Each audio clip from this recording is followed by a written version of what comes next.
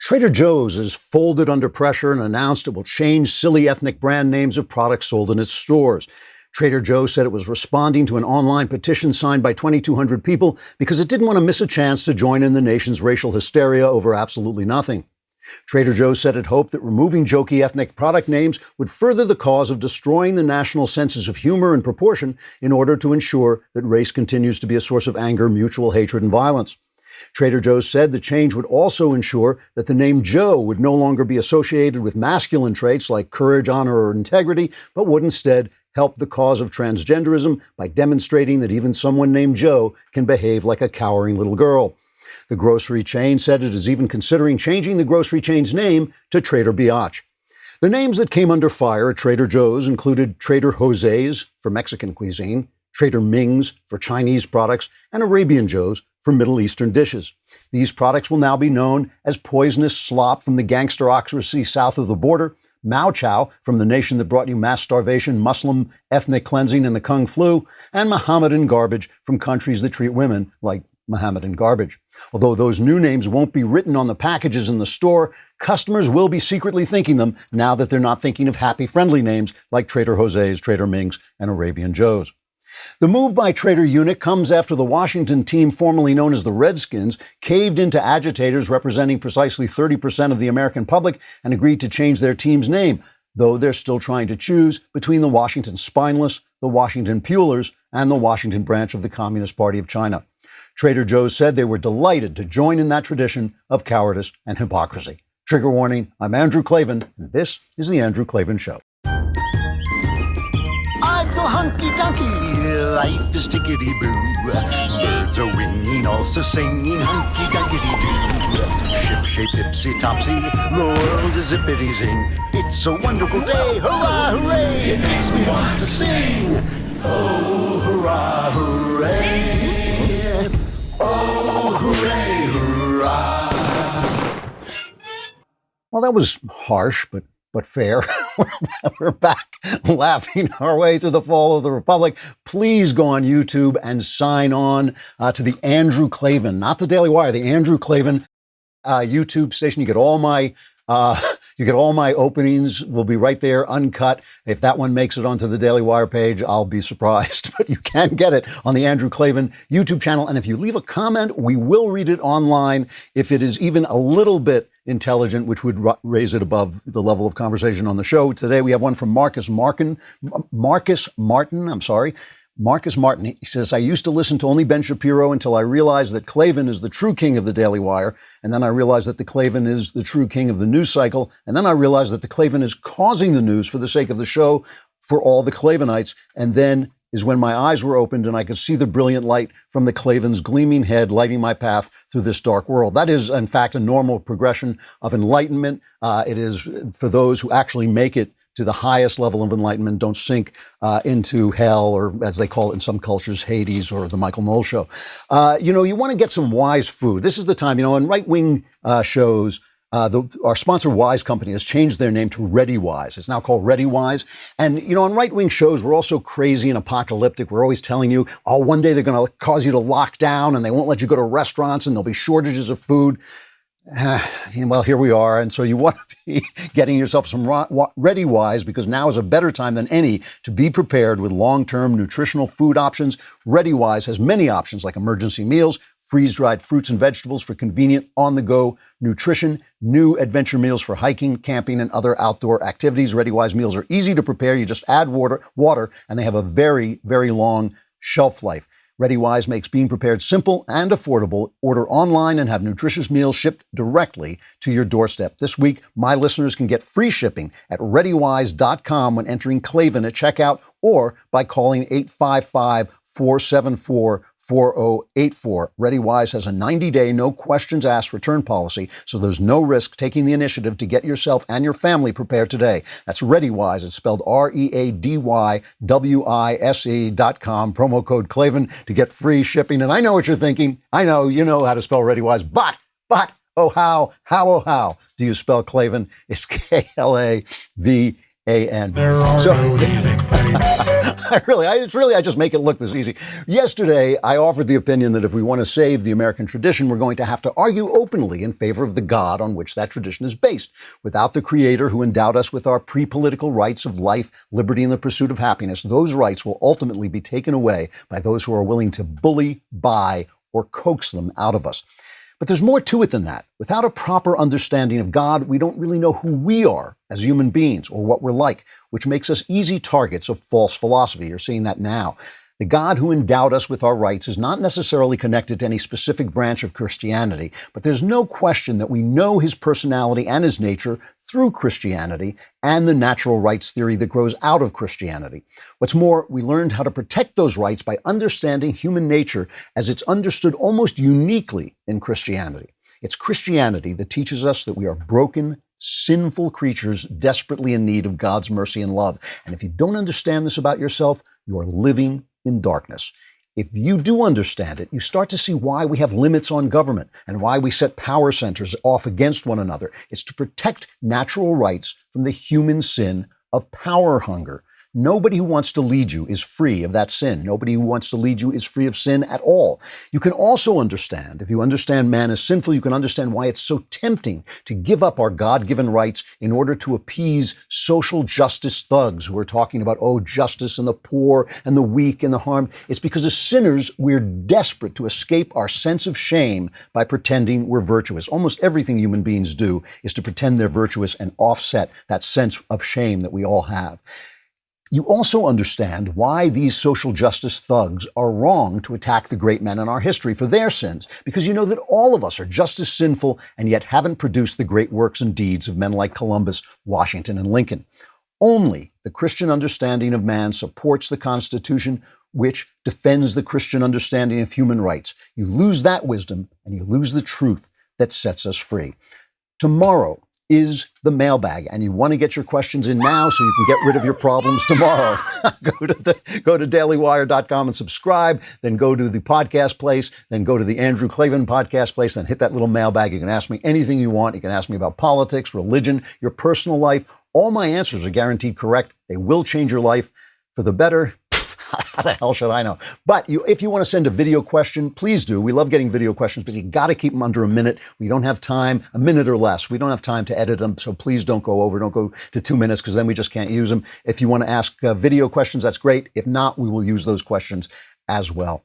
You know, what I'm talking about here is not you should believe in Jesus. That's up to you. That's up to you. But you should understand that your sense of yourself and the sense that built America is essentially a Christian built on Christian principles and a Christian idea of humankind, and that idea of humankind is right. You know, when I converted very late. I converted at 49, right? So I was late in life. And I said to myself, you know, if I find myself becoming a smiley-faced, happy-assed liar about life, like I see in Christian movies all the time, saying everything's going to be great if you believe in Jesus, that solves all your problems or anything like that, I thought, I'll give it up. I'll just walk away. I'll say I got it wrong. Even though I reasoned it through, I got it wrong. But instead, what I have found is that by understanding who I am in the light of Christianity, what I found is I become more realistic, more grounded in reality that's independent from the news and independent of the hysteria of the day. And what I see is instead, I see people using language to just change everything, to change what you think. They know if they can change the language, they can change what you think, limit what you say out loud, make you afraid of your own instincts and make you ashamed, right? You become ashamed of what you're actually thinking because they tell you it's incorrect. But one of the things we understand as Christians is that we're always ashamed. We're in a constant state of shame. That is why we turn to God's love, because God gets us out of the pit of shame that makes us do stupid stuff. So when you see leftists saying, oh, you're racist, or you're this, or you're that, what you should understand is, no. I have all kinds of crap going on in my head, all kinds of evil stuff going on in my head.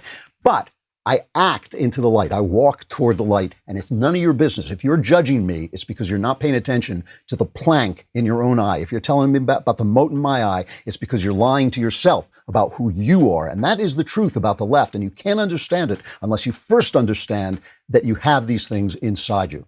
You know, what we're seeing in front of us now, and this is always what happens when you walk away from the basic principles, when you walk away, not just, I call it Christianity, but it is the basic, it's what C.S. Lewis called the Tao. It's the basic moral structure that all people know is the case. And when you walk away from it, you don't get freer, you don't get more open-minded, you don't get more peaceful. What you become is what happens is you invert morality. And the Bible says, woe unto him who calls good evil and evil good. And that's what's happening now. And you see it as we look at these riots around the country.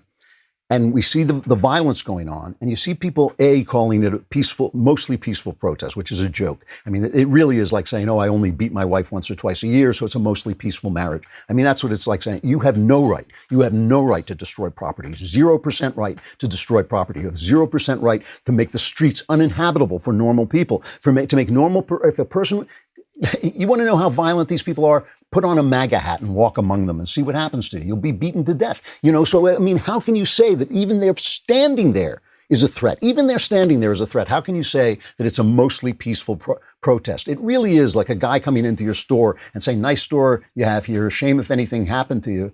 And having Brian Stelter go on TV and say, well, he was peaceful. He didn't break anything. Did he hurt anybody? That's the kind of logic they're using. And it's because they have basically inverted morality. So now Donald Trump is saying he's threatening to use federal agents to put an end to this violence. Here's Trump. I'm going to do something that I can tell you, because we're not going to let New York and Chicago and Philadelphia, Detroit and Baltimore and all of these, Oakland is a mess. We're not going to let this happen in our country. All run by liberal Democrats. More federal law enforcement to some of these cities? More federal law enforcement, that I can tell you. In Portland, they've done a fantastic job. They've been there 3 days, and they really have done a fantastic job in a very short period of time. No problem. They grab them, a lot of people in jail. They're leaders. These are anarchists. These are not protesters. Now, some people on the right are saying, no, he shouldn't do this because if he goes in, if the federal government goes in, they're going to blame the federal government for the violence. And we see that already happening. We see them trying to do everything about this. But I disagree with this. I don't think he can let this go on and let these people, the cities belong to America. They're all our cities. I understand that the states have rights. I want the states rights to be protected. But no, you can't have these thugs going in and terrorizing peaceful people. You can't have them going in and vandalizing federal property. The feds do have a right to do that. So the feds have gone in to Portland and they've been pulling people off the street and arresting them and questioning them and then setting them free if they're not bad guys. And of course, the left has gone insane. I mean, Michelle Goldberg, I think there are 2 op-eds on Knucklehead Row, the op-ed page of the New York Times. Michelle Goldberg is called Trump's occupation of American cities has begun. I mean, it's like they're living in a movie that's only being shown in their own head. You just want to reach over and twist her ear and turn it off. Now you're back in reality. Welcome back, Michelle. Here's John Heilman talking. I guess he's on Morning Joe. I love this part.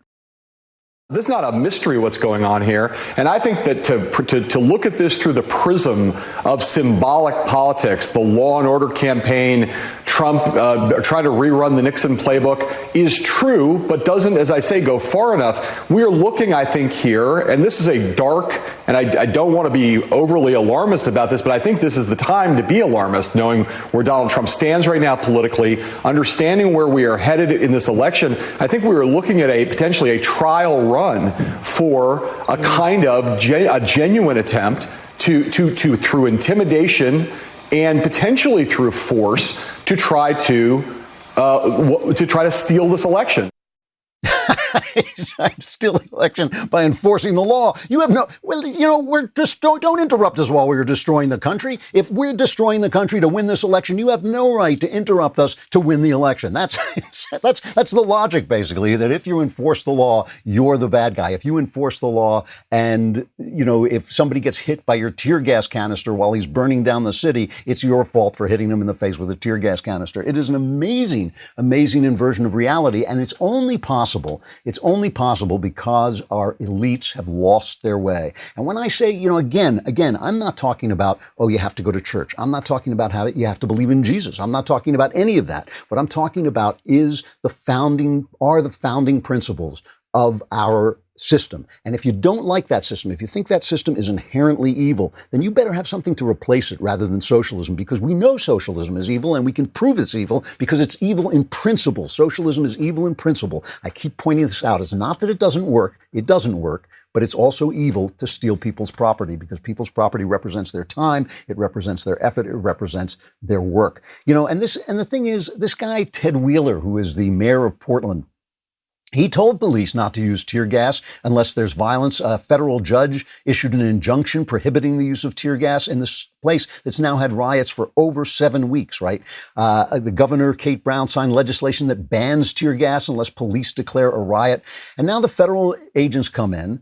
And Wheeler says, this is an attack on our democracy. This is an attack on our democracy. But that's not true. Federal law clearly allows the Secretary of Homeland Security to dispatch agents to protect federal property and arrest those who threaten it. And Kayleigh McEnany, the species lady, ripped out Ted Wheeler's spine with her throat, telling people that, we can do this. The federal government can do this in cooperation with city authorities like they did in Kansas City. And to be honest with you, they play this down in L.A., but L.A. called out the National Guard very quickly, and L.A. also penalized people who broke the curfew. When people stayed around after the curfew, they arrested them, they fined them $1,000, and it's their parents who have to pay that, and they're going like, yeah, don't break the curfew anymore. And it's been fairly quiet ever since then. And LA doesn't tout that because they want to be woke, but in fact, they were woke, but they were also working with the federal government and working with law enforcement. And here's Kayleigh talking about the difference between Kansas City and Portland.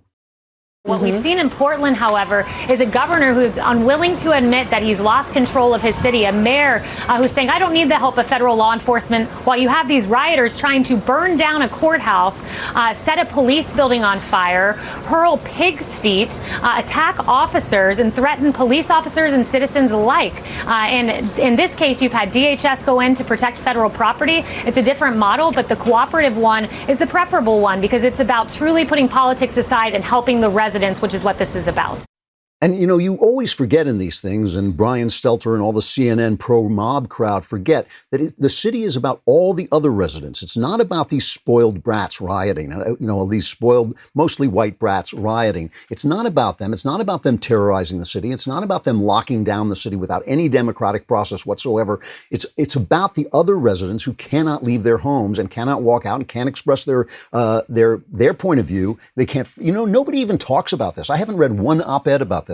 Nobody even talks about the fact that they keep talking about these are Americans expressing their free speech rights. What happens if I walk out there and say my free speech says that race is a nonsense and Donald Trump is a great president? What happens to me if I express those rights? Do I have the freedom to do it? I don't think so. So it's really a lie. We're really being pounded with lies. And if you want to see the big reversal, remember that guy Mark McCloskey? He and his wife stepped out. Their property was threatened by protesters who broke through a fence and were trespassing on his property. And McCloskey showed up with a rifle, which apparently wasn't even loaded, and his wife had a pistol, which apparently wasn't even real. And now the St. Louis circuit attorney, who's just Kim Gardner, she's just a stone leftist, and she has charged him with felonies about firearm misuse. Now, just before I cut to McCloskey, the AG of Missouri says he's going to ask for those charges to be dropped, and the governor says he'll pardon him or he'll get him off the hook somehow. But here's McCloskey's reaction. The people that broke into my neighborhood, they're all trespassing. The guy that recruited it, that planned this event, said the next day that he intended to break the law, that it was he needed to break laws in order to send his message. None of those people are arrested. None of those people are charged. The prosecutor, the circuit attorney, has apparently decided that her job as a prosecutor isn't to keep us safe from criminals, but to keep the criminals safe from us. It's a bizarre, upside-down world.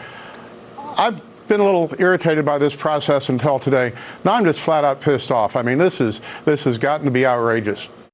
But this is the thing, when George Orwell talked about freedom is slavery, and he talked about everything being turned upside down, the reason for that is because some things are right. And when you don't do them, you become wrong. It's not like, oh, we can negotiate with morality. You can't negotiate with morality. It's built into the web of the universe. It's built into God's creation. And if we're not talking about that, if we're not talking about the fact that morality is a real thing that human beings have the sense to perceive, just like their eyes perceive light, if you're not talking about that, you are just going to be they're going to be able to negotiate you into calling good evil and evil good. You get prosecuted for protecting your home against a mob that's threatening you.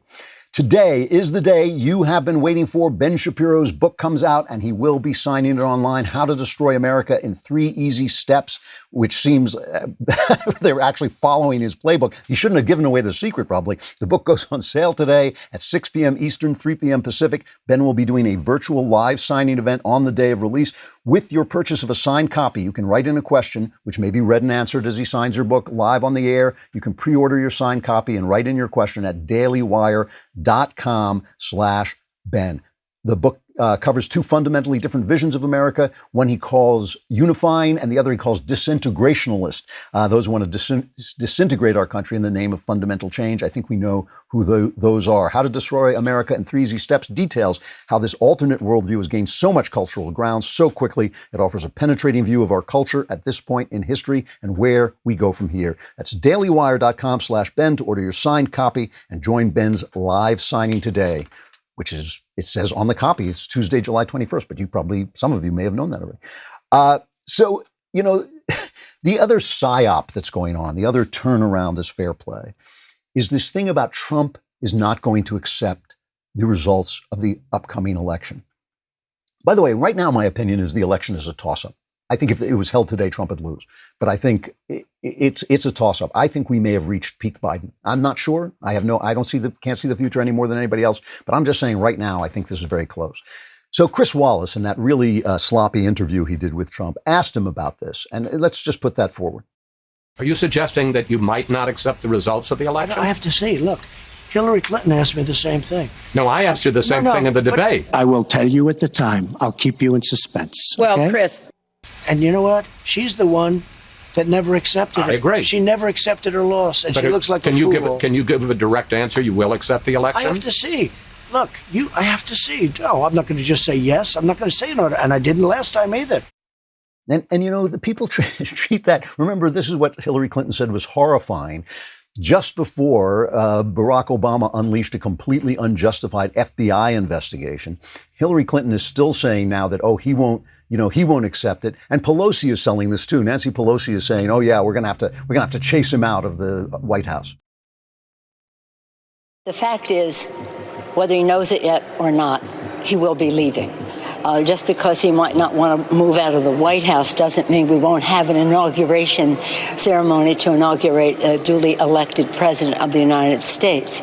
And I'm second in line to the presidency. And just last week, I had my regular continuation of government briefing. This might interest you because I say to them, this is never going to happen. God willing, it never will. But there is a process. It has nothing to do with if the certain occupant of the White House doesn't feel like moving and has to be fumigated out of there, because the presidency is the presidency. It's not geography or location.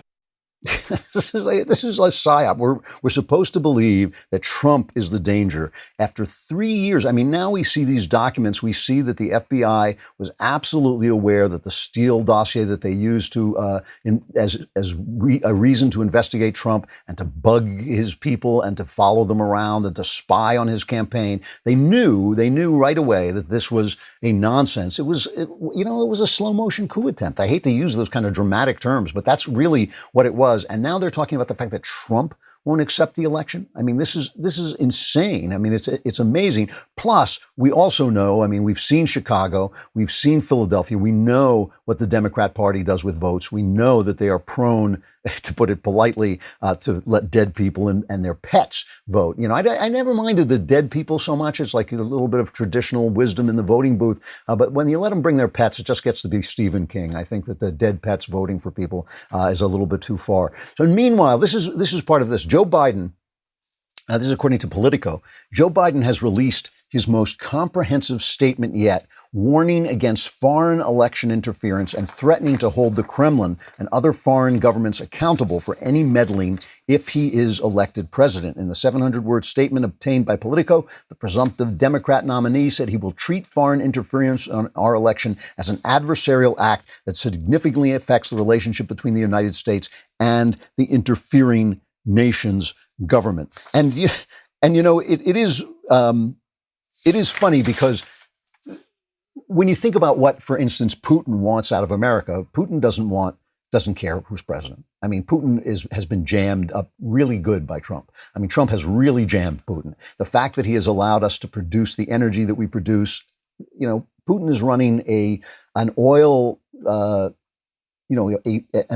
petro dictatorship. That's where all his money comes from. If we start dealing with Europe and Europe starts dealing with us instead of with them, that's going to cost him everything. That's going to cost his power. Trump has equipped the Ukrainian rebels with missiles that Obama wouldn't do, and yet we keep talking about this, as if it were a big success for Putin that Trump were in office. The big success for Putin is the fact that they impeached Trump. The big success for Putin is the fact that we tore each other apart for 3 years over an absolutely bogus Russian hoax. Do we have Biden talking about this, talking about the election interference? Play that. We've 10,000 people have volunteered. We're going to try to get them plugged in as poll workers, not for us, but running the mechanisms in the states that they work for the state operations. Because last time, I don't want this excuse that the reason why we closed down, I'm making the number up. There are 30 polling places in a predominantly minority neighborhood, but now there's only 5 because we don't have enough poll workers. So we're doing everything we possibly can. So Joe Biden says he's got 10,000 volunteers who are going to be working the polls, but it's Trump who's stealing the election. All right, I'm following this. And I just obey. I no longer question the information that comes to me anymore. I just obey. Victor Davis Hanson has a column in American Greatness. And it's a really interesting column. And a lot of times I don't read columns that predict what's going to happen. But I think that there is something here with this. Donald Trump talked about Joe Biden's insufficiencies on this Chris Wallace interview, and just introduce the VDH column. Let's talk about that. Let's play that first. Let him come out of his basement, go around. I'll make 4 or 5 speeches a day. I'll be interviewed by you. I'll be interviewed by the worst killers that hate my guts. They hate my guts. There's nothing they can ask me that I won't give them a proper answer to. Some people will like it. Some people won't like it. I agree with that. But look, answer the question. Let Biden sit through an interview like this. He'll be on the ground crying for mommy. He'll say, mommy, please take me home. Well, we've asked him for an interview, sir. He can't do an interview. He's incompetent. I'm sorry. That's good Trump for me. That's always the Trump I like. But here's the thing. I've said this before, and I won't go through it forever, but Biden is losing his functions. He's losing his brain functions. They put out a kind of mock Joe Biden campaign meme that said, it's not about his brain, it's about his heart. And I thought, gee, is his heart failing too? Because, Biden has lost function. If you go back and look at him just 2 years ago, he was functioning better. And what VDH says is that this is part of the point of Biden. And I've said that on this show too, but here's what he says. If Joe Biden is elected, the effort to remove him by those now supporting him will begin the day after the election. It will not be as crude as rounding up a Yale psychiatrist to testify to his dementia in Congress or shaming the White House physician to give him the Montreal Cognitive Assessment Test in the manner that the left went after Donald Trump. It will be far more insidious and successful. Leaked stories to the New York Times and Washington Post from empathetic White House insiders will speak about how heroically Biden is fighting his inevitable decline and how gamely he tries to marshal his progressive forces even as his faculties desert him. We would read about why Biden is a national treasure by sacrificing his health to get elected and then nobly bowing out as he realized the cost of his sacrifice and on his person and family. He says, in the past, until now, there was zero chance that the hard left would ever win an American election. No socialist has ever come close. Only the Great Depression and World War II ensured 4 terms of FDR, who still knew enough not to let his House socialists ruin the wartime U.S. economy. But in perfect storm and black swan fashion, the coronavirus, the lockdown, the riots, anarchy, and looting all combined with Trump derangement syndrome to be weaponized by the left and the media far more successfully than with their failed pro forma legalistic efforts with Robert Mueller and impeachment to destroy the Trump presidency. They have pushed socialism along. Even the chaos and anarchy by itself would not have been able to bring the radical left into power. Only a candidate like Joe Biden could do that. Good old Joe from Scranton. He could offer the trifecta formula for a socialist ascension: a reassuring pseudocentrism, decades-old establishment familiarity, and his current cognitive decline. In a rare time of virtual campaigning, virtual conventions, and perhaps even virtual debates, Biden alone could successfully massage the virus, quarantine, rioting, and panic to win the election and then exit. And he goes on, it's an interesting column, you should read American Greatness. He goes on to kind of describe in terrifying detail what happens when this kind of Maoist cultural revolution that goes under the name of Black Lives Matter takes place.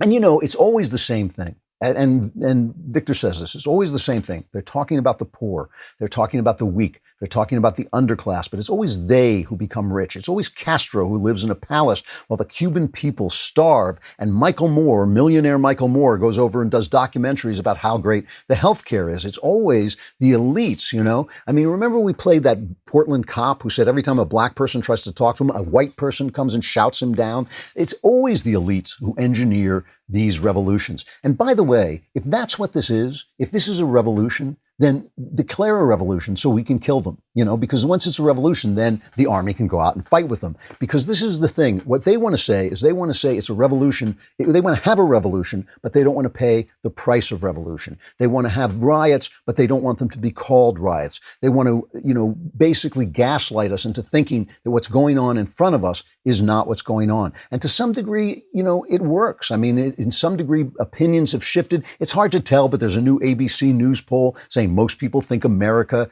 is racist. And they think that because they don't understand the human condition. They do not understand what human beings are. The real question when you ask about America being racist is compared to whom? Compared to what? And where does that racism appear in law? And where does it appear in structures and systems? They use the word systemic racism, but it means nothing. Nothing, they say, means anything. It all means one thing: give us power. All right. You want to be in the mailbag tomorrow. You want to ask your questions. You want your problems to be solved. You're tired of these personal demons following you around, but you got to be a subscriber. So go to dailywire.com and subscribe to be in the mailbag tomorrow and ask your questions. If you can't afford an all access pass, or if you're just one of those cheap, guys who just wants to feed his children and pay his mortgage, you can get a reader's pass. We've given up trying to convince you that you should do the right thing. But for only $3 a month, the first month is only 99 cents. Then for $3 a month, you can get all the stuff you need, all the information you need from the reader's pass, including stuff from me. You get my column. You can read my satires when they print them. But you can get all the stuff we do here. Plus, you get access to our mobile app. You receive push notifications for breaking news and special content. And you can join the community of Daily Wire members who are actively commenting and discussing our content with each other. That's the mobile app. You get ad-free access to all of Daily Wire news, exclusive op-eds, and all our podcasts. Just go to dailywire.com/subscribe and join today.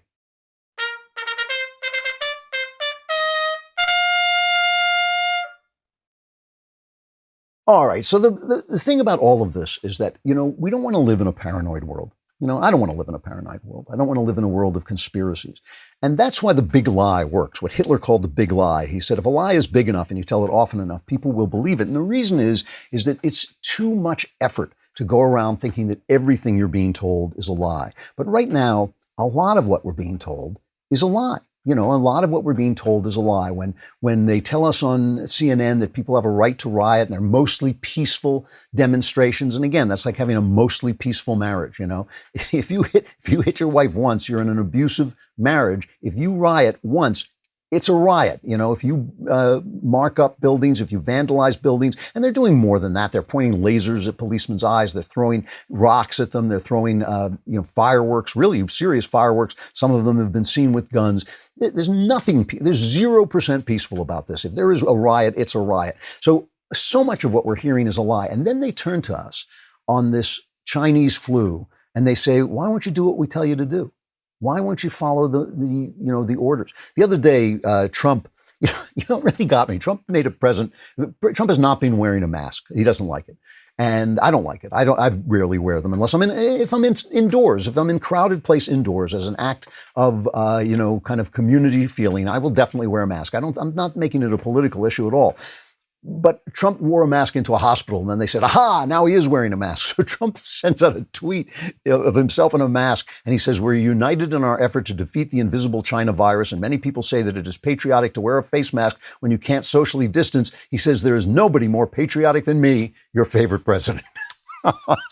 He's still trolling away, the Donald. I like that. And anyway, so they're making a big fuss over this. And Francis Collins, who's a good guy, he's the guy who helped unlock the genome. He's a geneticist. He's a devout Christian. He says he can't believe this is becoming a political issue. It is bizarre that we have turned mask wearing into something political. Imagine you were an alien coming to the planet Earth and looking around, looking at the scientific data, going from very place to place and looking to see who's wearing masks. You would be totally astounded, puzzled, amazed. You'd wonder, what is going on here? How could it be that something as basic as a public health action that we have very strong evidence can help seems to attach to people's political party?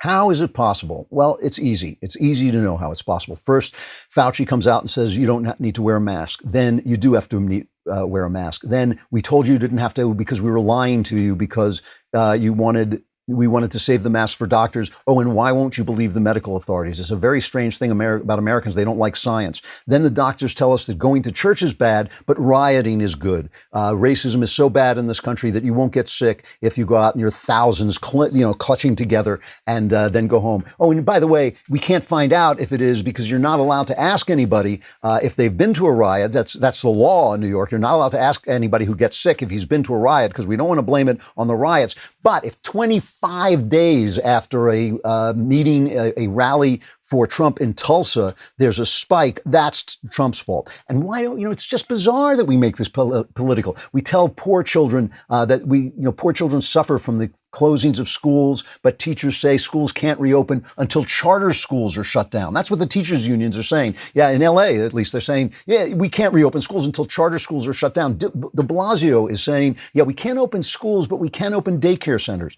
I mean, look, they just lie and lie and lie, and it's all biased. And then they say, why don't you believe us? Why don't you believe us?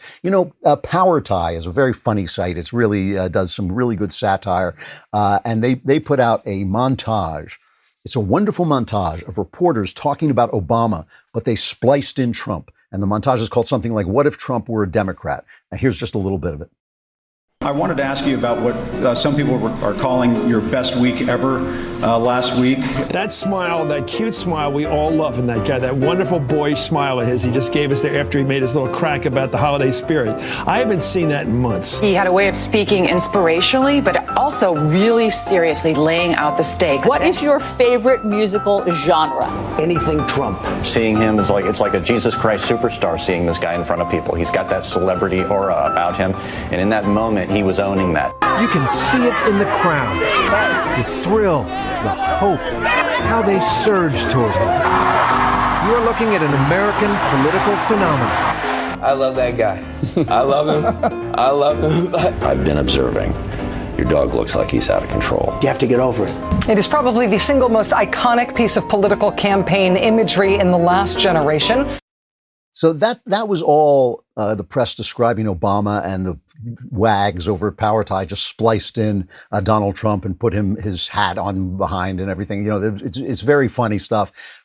But then they tell us. I mean, Chuck Todd actually said the other day, there's no opinions on this show. There's no opinions on this show, and we should trust the press. And Dean Baquet, who really is, a bad guy, who really is a dishonest guy, he comes out and says, oh, yeah, we didn't cover the Tara Reade sexual charges against Joe Biden. You haven't even heard about these. The Tara Reade thing has just vanished from the news.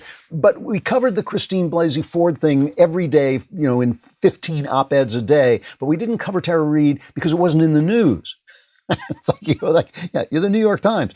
They want to be who they are, but they don't want you to see them. They want to be revolutionaries, but they don't want the army to fight the revolution. They want to lie, but they don't want to be called liars. They want to rig the election, but they want to say that it's us, it's we who rigged the election. It is an amazing, amazing thing, and it's only possible. It is only possible, A, because they dominate the communications industry, but B, because some of us on our side have lost our way. And this is the thing. when you think that capitalism is the be all and end all instead of a way of maintaining freedom that has to be regulated by morality, when you think that God is about everything's going to be great, now you believe in Jesus. I did an interview yesterday on the 700 Club channel, and I just laid into him. I just said, how can you put out these movies that tell you that everybody who disagrees with Christianity is a crank and everybody who agrees with Christianity is lovely and tolerant, and when you agree with Christianity and die, it's not a tragedy?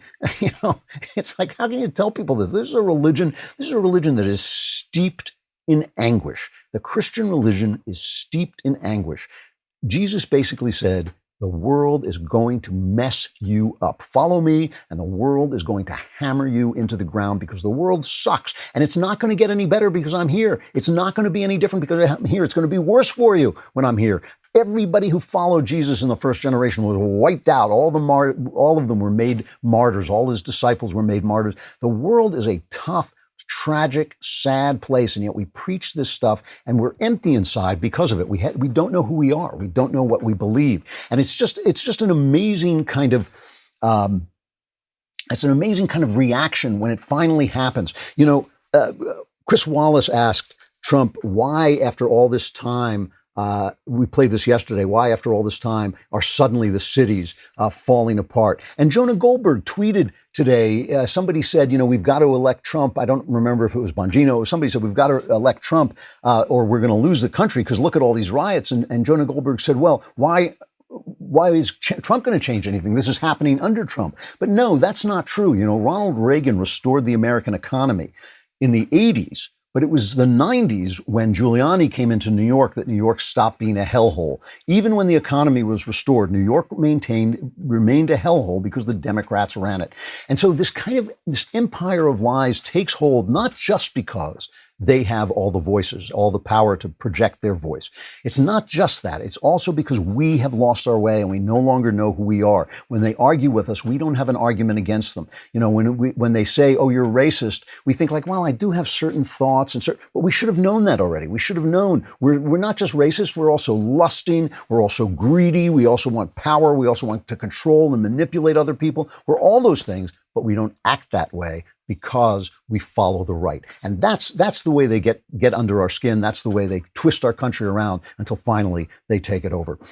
One final reflection. I wish I had more time to talk about culture. I feel like that's what I sort of came here to talk about originally, and now I talk about politics all the time. But this new video game, video games, I think, are a really interesting visual art form. I don't think that they have really advanced the art of storytelling very much, but they have really added another level to storytelling to visual storytelling in the sense that when you play, you become involved. And so this new game come out that's just a sensation, Ghosts of Tsushima.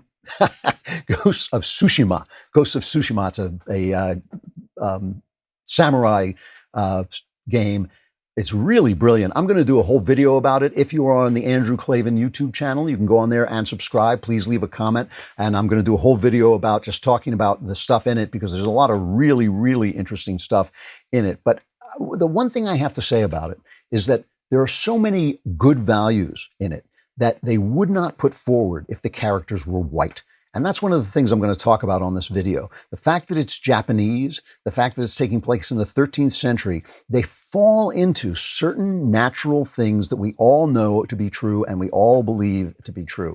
Certain things about masculinity, certain things about manhood and what the rules of manhood are. And yes, they're all the women warriors. And I know you can start writing me now about the famous women samurai. I know all about this. And I'll talk about that on the video too. I'll make as much trouble as I possibly can. But it's a really good game. Just talking about the fact that it's a good game. I love third-person games. I can no longer play first-person games, which really bothers me, but they just make me ill because the videos have gotten so good and I can't really control the two axes as well as I used to be able to. And so I can't really play the first-person games, but I do love the third-person games. And just amazing how well it's made and how completely you get invested in the beautiful scenery. The scenery is unbelievably beautiful. It's not the best game in terms of human faces, but the scenery is unbelievably beautiful and the way it draws you in.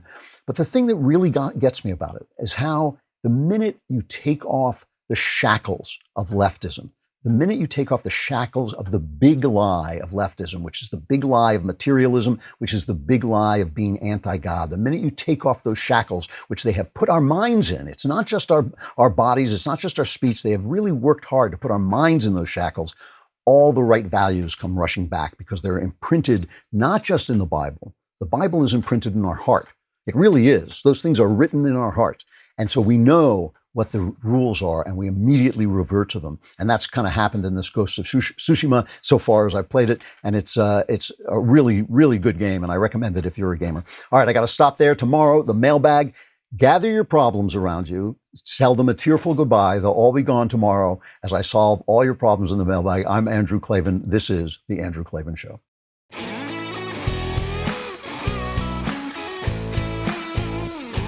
The Andrew Klavan Show is produced by Robert Sterling. Executive producer, Jeremy Boring. Technical producer, Austin Stevens. Our supervising producer is Mathis Glover. Assistant director is Pavel Wadowski. Edited by Adam Sayevitz. Audio mixed by Robin Fenderson. Hair and makeup, or head and makeup, by Nika Geneva. Animations are by Cynthia Angulo.